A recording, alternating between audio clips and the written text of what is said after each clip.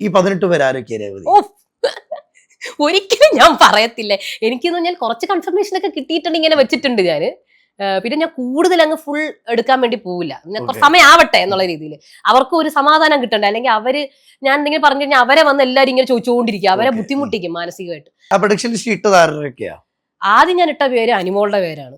പിന്നെ അനിമോള്, പിന്നെ അതേപോലെ ബിനീഷ് ബാസ്റ്റിൻ, ഒരു സീരിയലുകാരുടെ ഒരു ഒരുപാട് പേരുണ്ട് ആയിട്ട് പ്രഡിക്ഷൻ ലിസ്റ്റിൽ കിടക്കുന്നു. ഇവരെല്ലാരും കൂടെ ഒന്നിച്ച് കൺഫേം ആവുമെന്നൊന്നും എനിക്കറിയില്ല. ജിഷിൻ മോഹൻ, നമ്മുടെ ആദിത്യന്റെ പേര്, ഷാനവാസ്, അപ്പൊ ഇതൊക്കെ പ്രഡിക്ഷനിലൊക്കെ ഫുൾ വരുന്നത് സീരിയലാണ്. അപ്പം നമ്മള് ബാക്കിയുള്ളവർ അതും വരും. ഈ അറിയപ്പെടാത്ത ആൾക്കാർ ചിലപ്പം പതുക്കെ വരുള്ളൂ നമുക്ക് ലിസ്റ്റിൽ. അറിയപ്പെടുന്ന ആൾക്കാർ ഇങ്ങനെ അവരൊക്കെ വിളിച്ചിട്ടുണ്ട്. അപ്പൊ പതുക്കെ പതുക്കെ ചില ആൾക്കാരൊക്കെ ഞാനില്ല എന്നൊക്കെ പറയാൻ തുടങ്ങി. നമ്മുടെ രേഖ രതീഷ് ആക്ട്രസ് ആണ്, പുള്ളിക്കാരി ഇല്ല എന്ന് പറഞ്ഞു. അതേപോലെ റോഷൻ നമ്മുടെ ദൃശ്യത്തിലെ ഇല്ല എന്ന് പറഞ്ഞിട്ടുണ്ടായിരുന്നു. അതേപോലെ വേറൊരാള് അവന്തിക ഇല്ല എന്ന് പറഞ്ഞു. പക്ഷെ രേഖ രതീഷിനൊക്കെ പണ്ട് കോള് പോയിട്ടുണ്ട്. അങ്ങനെ കുറച്ച് പേരുടെ ലിസ്റ്റുകൾ, നമ്മുടെ ജാസി, രേണു സുധി, അയ്യോ രേണു സുധിയുടെ പ്രഡിഷൻ കിടക്കുകയാണ് ആള്. രേണു സുധി കയറി കഴിഞ്ഞാൽ എന്തായിരിക്കും രേവതി അവസ്ഥ? രേണു സുധിക്ക് ധൈര്യമായിട്ട് കയറാം. കാര്യം രേണു സുധി ഇനി നെഗറ്റീവ് ആവാനൊന്നും ഇല്ല. ധൈര്യമായിട്ട് കയറണമെങ്കിൽ പോകുന്നുണ്ടെങ്കിൽ. പിന്നെ അതിൽ കൂടെ നെഗറ്റീവ് ആയാലേ ഉള്ളൂ.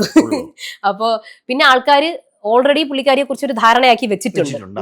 ഇനി പുള്ളിക്കാരുടെ വേറൊരു സൈഡ് ആയിരിക്കും അതിനകത്ത് കാണുക. ചിലപ്പോൾ നമുക്ക് വേറൊരു സൈഡ് കാണാമല്ലോ, രേണുവിന്റെ വേറൊരു സൈഡ് നമ്മൾ കാണും. ഇതുവരെയുള്ള സീസണില് രേവതിക്ക് ഏറ്റവും ഇഷ്ടപ്പെട്ട ഒരു കണ്ടസ്റ്റന്റും അതോടൊപ്പം കപ്പടിക്കാൻ ഒരു യോഗ്യത ഇല്ലെന്ന് തോന്നിയ ഒരു വ്യക്തി ആരായിരിക്കും? കപ്പടിച്ചവരെല്ലാരും സത്യം പറഞ്ഞ യോഗ്യതയാണ്. പക്ഷെ സീസൺ 4 നടന്ന ഒരു സംഭവം ഉണ്ടല്ലോ, നമ്മുടെ ദിൽഷയുടെ കാര്യം. ദിൽഷ നന്നായിട്ട് ഗെയിം കളിച്ചു. കളിക്കാതെ പുള്ളിക്കാരി ജയിക്കത്തില്ല. അത് ഓഡിയൻസിനെ വെച്ച് ഓഡിയൻസ് അതിൽ വീണുല്ലേ. ഓഡിയൻസ് വീണോണ്ടാണല്ലോ വോട്ട് കിട്ടിയത്. അത് ദിൽഷയുടെ ഒരു ഗെയിമാണ്. പിന്നെ അല്ലാണ്ട് ദിൽഷ അത് പറയുന്നുണ്ട് ഞാൻ ഗെയിം കളിച്ചു. പിന്നെ ഗെയിം കളിക്കാനല്ലേ നമ്മൾ അതിനകത്ത് പോയത്. അല്ലാതെ നമ്മൾ അയ്യോ ഞാനൊരു പാവമാണ് എന്ന് കാണിക്കാനൊന്നും അല്ല, അല്ലെങ്കിൽ നല്ലൊരു മനുഷ്യനാണ് എന്ന് കാണിക്കാൻ ആരും പോവില്ല. ദിൽഷ അവിടെ ഗെയിം കളിച്ചു. അതിൽ ഓഡിയൻസ് കുറെ പൊട്ടപ്പാര് പാവങ്ങളായിട്ട് കുറെ പേര് വോട്ട് കൊടുത്തിട്ടുണ്ട്. ഇങ്ങനെ അയ്യോ നമ്മുടെ വികാരം കൊണ്ട് വോട്ട് കൊടുക്കുന്ന ആൾക്കാർ. അപ്പൊ റോബിൻ ഔട്ടായപ്പോ അതിന്റെ ആ ഒരു ബേസിസിൽ വോട്ട് പോയി ഇഷ്ടംപോലെ വോട്ട് ദിൽഷയ്ക്ക് കിട്ടി. അങ്ങനെ ദിൽഷ ഗെയിം കളിച്ചെങ്കിൽ പോലും റോബിന്റെ ഒരു സാന്നിധ്യം കപ്പടിക്കാൻ ഉണ്ടായിരുന്നു. അതല്ലേ അത്രയും ആൾക്കാര് ഇങ്ങനെ അവരുടെ മാരേജ് വരെ ഇങ്ങനെ ആക്കിയോ, ഇപ്പൊ അവര് കല്യാണം കഴിക്കും ഇപ്പം അങ്ങനെയൊക്കെയുള്ള ഇത്. അപ്പൊ ഞാനൊരു ഈശ്വര ഇത് എങ്ങോട്ടാണ് ഈ പോകുന്നതെന്ന് ഞാൻ ആലോചിച്ചു. ആ സീസണാണ് എനിക്ക് ഏറ്റവും കൂടുതൽ അറ്റാക്ക് കിട്ടിയ സീസണാണ്. ടോക്സിക് സീസൺ അല്ലേ. അപ്പൊ അത്ര ഞാനപ്പോ പറഞ്ഞു നിങ്ങൾ ഇങ്ങനെ, ഞാൻ പറഞ്ഞിരുന്നു ആ കൊച്ച് ജയിക്കും. അവസാനം ആ കൊച്ച് നോയും പറയും. നോ പറഞ്ഞു കഴിഞ്ഞ് നിങ്ങൾ എല്ലാരും കൂടെ അതിനെ ഇട്ട് എനിക്കൊന്ന് ഭയങ്കരമായിട്ട് ബുദ്ധിമുട്ട് പറഞ്ഞിരുന്നു. ഞാൻ പറഞ്ഞിരുന്നു. കാര്യം എനിക്ക് ഉറപ്പായിരുന്നു ഇത് ഇങ്ങനെ തന്നെ നടക്കും, ദിൽഷ ജയിക്കും. കാര്യം ദിൽഷ നമ്മൾ പോസ്റ്റ് ഇടുമ്പോൾ ആരാണ് ജയിക്കാൻ സാധ്യത? ദിൽഷ 8ാമത് കിടന്ന ആളാണ് നമ്മുടെ പ്രേക്ഷകരുടെ കമ്മ്യൂണിറ്റി പോസ്റ്റിൽ. ആ കിടന്ന ആളാണ്. റോബിൻ ഔട്ടായപ്പോ നേരെ മുകളിലെത്തി. കാര്യം മനസ്സിലായില്ലേ? അപ്പം ഞാൻ ഉറപ്പിച്ചു ദിൽഷ തന്നെ കൊണ്ടുപോകും. കാര്യം വേറെ ഒരു ചെറിയ എന്തെങ്കിലും മാർജിനിൽ ചിലപ്പോൾ ബ്ലസ്ലി കിട്ടും എന്നല്ലാണ്ട് ദിൽഷനെ. പക്ഷെ ഞാനൊരു കാര്യം പറഞ്ഞു, നിങ്ങൾ എന്ത് ചെയ്തു, പക്ഷെ ദേവി ഇത് ആ കുട്ടി നോയ, അത് ആ കുട്ടിയുടെ ഇഷ്ടമാണ് എസ് ഓർ നോ. ആ കുട്ടി നോ പറയുമ്പോ ദേവി ഇത് അതിനെ ഇട്ട് അതിന്റെ ജീവിതം ഇട്ട് ഇതാക്കരുതെന്ന് പറഞ്ഞു. അതുപോലെ തന്നെ സംഭവിക്കുകയും ചെയ്തു. ഇനി ഇഷ്ടപ്പെട്ട ഒരു കണ്ടസ്റ്റന്റ് ആരായിരിക്കും? ഇഷ്ടപ്പെട്ട ഒരുപാട് പേരുണ്ട് അജിൻ, ഇഷ്ടം പോലെ പേരുണ്ട് ഇഷ്ടപ്പെട്ട ഫസ്റ്റ് തൊട്ട് ഞാൻ പറയുകയാണെങ്കിൽ രഞ്ജിനി എല്ലാവർക്കും പറഞ്ഞാല് പുള്ളിക്കാരി എന്താണോ അതാണ് എന്നുള്ളതാണ്. പിന്നെ രഞ്ജിനിനെ ഇനി നമുക്ക് കാണാൻ കിടക്കുന്നു. ബിഗ് ബോസ് അത് യൂസ് ചെയ്തിട്ടില്ല രഞ്ജിനിനെ, ശരിക്കും ഇല്ല. രഞ്ജിനി പെട്ടെന്ന് ഔട്ടായി പോയി. എനിക്കത് രഞ്ജിനിനെ കണ്ട് മതിയായില്ലായിരുന്നു സീസണില്. രഞ്ജിനി വരാൻ ഇനി ആളുകൾ ആഗ്രഹിക്കുന്നു. രഞ്ജിനി ഇനി കുറച്ചുകൂടെ ഹയർ ലെവലിൽ ഹിന്ദി ബിഗ് ബോസിൽ പോകണമെന്ന് ഞാൻ ആഗ്രഹിക്കുന്നു. ബിഗ് ബോസ് ഹൗസിൽ മാറേണ്ട ചില കാര്യങ്ങൾ എന്തായിരിക്കും രേവതി പറയുന്നത്?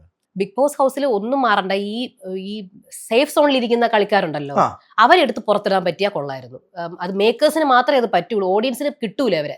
കാര്യം നോമിനേഷനിൽ വരൂല അവര്, വരത്തില്ല. ഓഡിയൻസിന് കിട്ടൂല. ഓഡിയൻസിന് കിട്ടിയാലും ഇവര് ഓഡിയൻസ് ഔട്ട് ആക്കൂല. കാര്യം പയ്യ പാവം കുട്ടിയെ, നല്ല കാണാനൊക്കെ നല്ല സന്തോഷമുണ്ട് കേട്ടാ. അവിടെ ഇരിക്കട്ടെ, പാവം നല്ലൊരു മോളാണ്. എന്നെ വിളിച്ചിട്ട് നല്ലൊരു മോളാണ്. അതെങ്ങനെ അറിയാം? നല്ല കുട്ടി. അപ്പൊ അത് നേരത്തെ അറിയോ? ഇല്ല. പിന്നെ ആ കുട്ടി എന്തെങ്കിലും പറയുന്നിട്ട് ഒന്നും പറയുന്നില്ലെന്നേ, അതാണ് നല്ല കുട്ടി. അപ്പൊ ഞാൻ ഒന്നും അല്ല, ആ കുട്ടി സംസാരിച്ചിട്ടില്ല ചേച്ചി, അതാണ് നല്ലത്. സംസാരിക്കും. മറ്റേ പെണ്ണ് എന്തോ ഒരു അലപ്പ്. അവള് ഔട്ടാവണം. ആ സംസാരിക്കുന്നവരെല്ലാരും ഔട്ടാണ്. അങ്ങനെയാണ് ആന്റിമാരും ചേച്ചിമാരൊക്കെ വിളിച്ച് പറയുന്നത്. നമ്മളിങ്ങനെ നമ്മുടെ അടുത്ത് ഇങ്ങനെ സംസാരിക്കും. അപ്പോഴേ നമുക്ക് കറക്റ്റ് അവരുടെ പൾസ് അറിയുന്നത് ഓഡിയൻസിന്റെ. അപ്പം ബിഗ് ബോസ് സീസൺ 7 തുടങ്ങാൻ പോവാ. പൂരം കൊടിയേറി മക്കളെ കേറാൻ പോകുന്ന കണ്ടസ്റ്റന്റ് ഈ വീഡിയോ കാണുന്നുണ്ടെങ്കിൽ എന്താ അവരോട് പറയാനുള്ള? പറഞ്ഞോ. റിയൽ ആയിട്ട് നിൽക്കാൻ നോക്കുക. കാര്യം റിയൽ ആയിട്ട് നിന്ന് കഴിഞ്ഞാൽ നിങ്ങൾക്ക് ബിഗ് ബോസ് ചിലപ്പോൾ നിങ്ങൾ പുറത്താവും, ചിലപ്പോൾ നിങ്ങൾക്ക് നിങ്ങളുടെ സ്വഭാവം ഓഡിയൻസിന് ഇഷ്ടപ്പെടൂലായിരിക്കും. പക്ഷെ നിങ്ങൾക്ക് മനസമാധാനത്തോടെ പുറത്തിറങ്ങി വന്ന് റിയൽ ആയിട്ട് തന്നെ അങ്ങ് ജീവിക്കാം. ഫേക്കായിട്ട് നിന്ന് കഴിഞ്ഞാൽ പിന്നെ ഈ ജനങ്ങളെ ഇതാക്കാൻ വേണ്ടി പിന്നെയും ഫേക്കടിച്ച് കണ്ടോ നമ്മൾ ഇതാ നല്ലതാണെന്ന് കാണിച്ച് നിൽക്കേണ്ടി വരും. അല്ലെങ്കിൽ അവരെ തൃപ്തിപ്പെടുത്താൻ വേണ്ടി നിങ്ങൾ ഫേക്കടിക്കേണ്ടി വരും ലൈഫിലോ.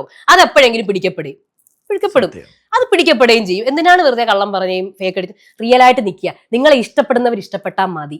എല്ലാവരും ഇഷ്ടപ്പെടുന്നില്ല, എല്ലാവരും നല്ല തികഞ്ഞവരാണോ? അല്ല. അപ്പൊ അതാണ് എനിക്ക് ആദ്യം പറയാനുള്ളത്. ഈ ബിഗ് ബോസിൽ കയറുന്ന ആളുകൾ ചിലവർ വിചാരിക്കുന്നത് എനിക്ക് സിനിമയിൽ അഭിനയിക്കണമെങ്കിൽ ബിഗ് ബോസ് ഒരു പ്ലാറ്റ്ഫോമാണ്. അവിടെ ഞാൻ അല്ലെങ്കിൽ നമ്മൾ ജനങ്ങൾ മനസ്സിലാക്കുന്നത് 2 ഓപ്ഷൻ ഉണ്ട്. ഒന്നെങ്കിൽ രക്ഷപ്പെട്ട് വരാം, അല്ലെങ്കിൽ എല്ലാം കളഞ്ഞു വരാം. ഇതിന് നടുക്കൊരു സമ്പ്രദായം ഉണ്ടോ? ഇല്ല.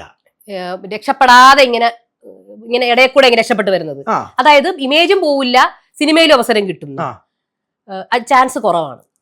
കാര്യം എന്ന് പറഞ്ഞാല് അവരൊന്നും എത്തൂല അവരെടുത്തു. ഞാൻ കണ്ടിട്ടുള്ളതാണ്, ഏതെങ്കിലും ഒന്ന് ലെവലിൽ നിൽക്കുന്ന ആൾക്കാരെ കേറത്തുള്ളൂ ഫിലിമില്.